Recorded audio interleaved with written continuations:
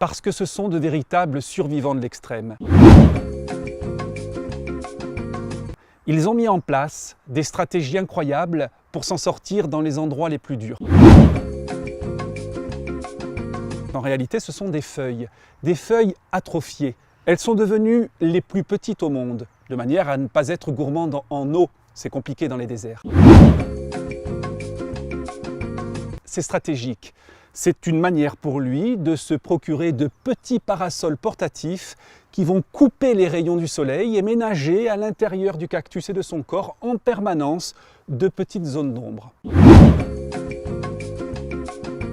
Les cactus ont aussi 3 systèmes racinaires. Une sorte de bonbonne que certains ont juste en dessous de la tige et qui sert de réserve d'eau.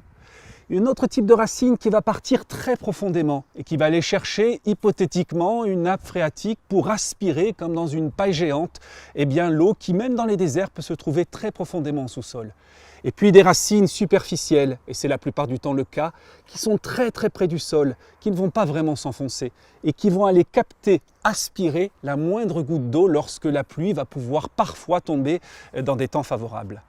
Et maintenant, je vais vous emmener voir les cactus les plus étonnants du monde, ce sont des monstres. Un cactus qui, au lieu de pousser vers le ciel, comme vous l'avez ici, et d'ailleurs c'est exactement le même, qui a fait un petit rejet monstrueux, va partir dans tous les sens, et ce sont les plus recherchés par les collectionneurs. Alors les spécialistes disent qu'il a fait des crêtes, qu'il a fait des faisceaux, on parle de cristation, de fasciation, de cactus cristé, facié.